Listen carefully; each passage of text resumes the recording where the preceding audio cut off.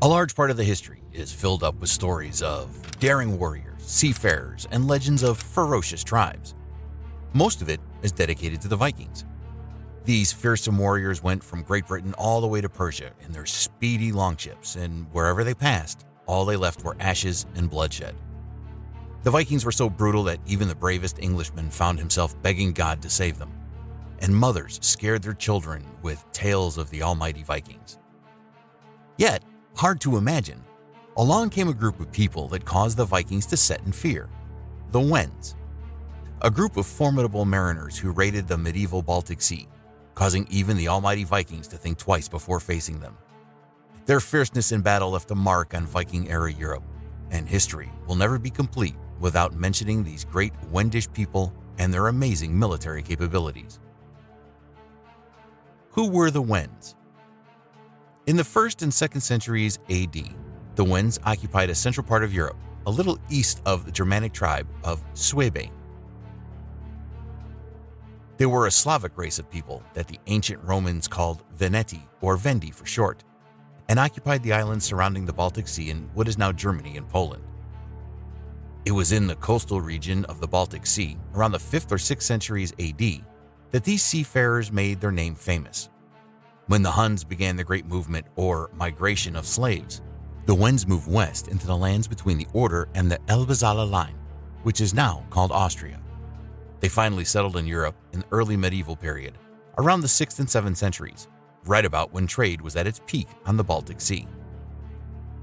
The name Wends came from their German neighbors, unlike the Wends as the Romans called them. The name Wends seems to suggest that this race of people is a single tribe, but they are not. The Wends are divided into numerous smaller tribes. Each tribe is separated by large strips of land or rivers. One would wonder, how did this race of people with such a taste for wanton bloodshed gain their organized fighting skills? The Wends have always been under conquest by one ruler or another, up until their arrival in Europe. They got their numerous skills from the series of nations that ruled over them through the centuries, which includes the Scythians, the Sarmatians, and the Huns.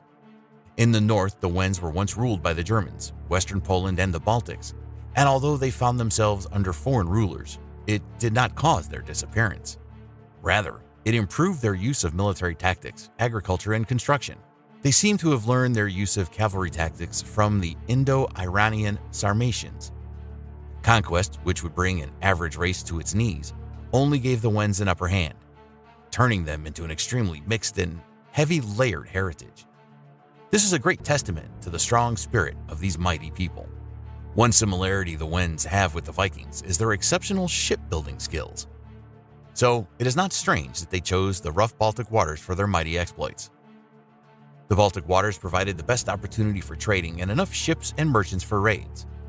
Their cleverness gave their numerous tribes their names, and they built settlements protected with rough walls of wood and clay. They also employed military tactics, such as the use of strongholds and outposts.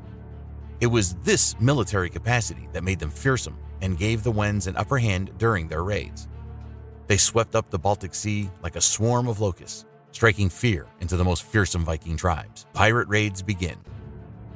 Before the Wends ever set foot upon European waters, the Vikings ruled the Baltic waters, wreaking damage on the villages they met in their search for riches and conquest.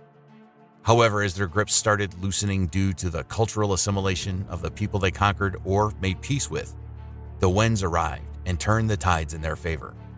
They seized the neglectful opportunity the Vikings gave and capitalized on the chaos and troubles plaguing the Baltic Sea to set themselves up. It was during this period that the Vikings started to experience the ferociousness of their Slavic brothers in very unexpected ways. The Wend raids were flash-like, swift, brutal, and conducted with an astonishing level of cunning that left the Viking raid parties in severe pain and shame.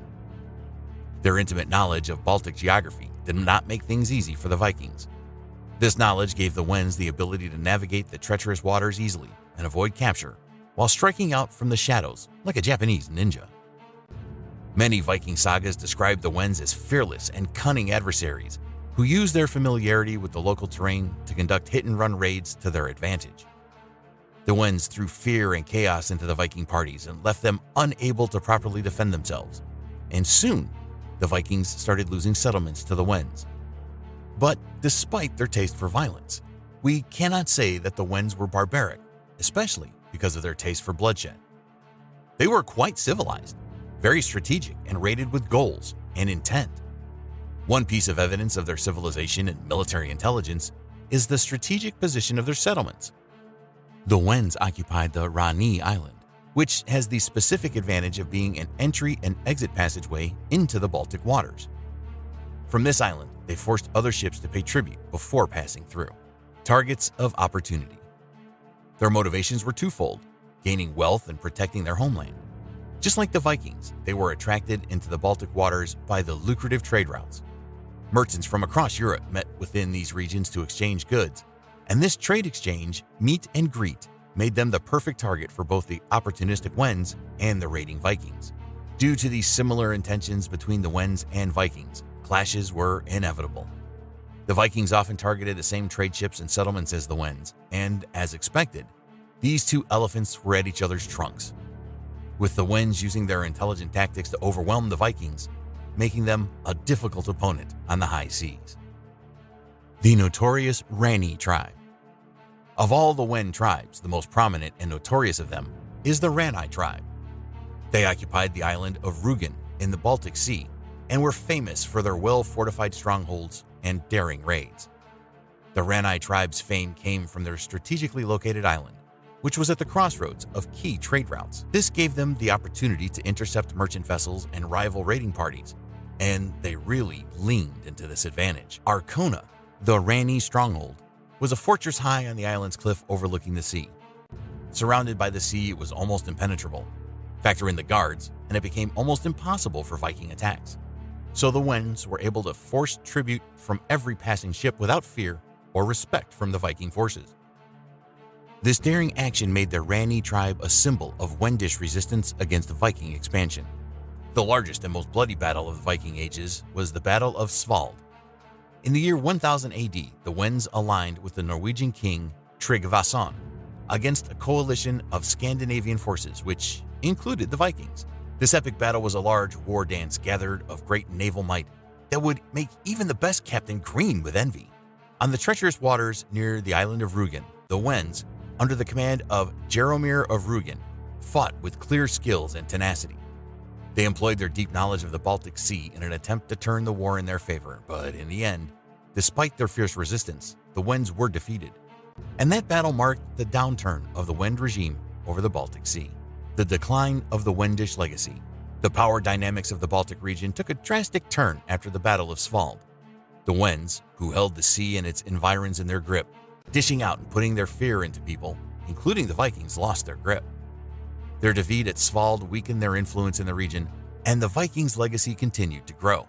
But their language, traditions, and folklore continued to influence the Slavic people of the Baltic region. The Wends indeed left an everlasting mark on maritime heritage and kicked Vikings during that period.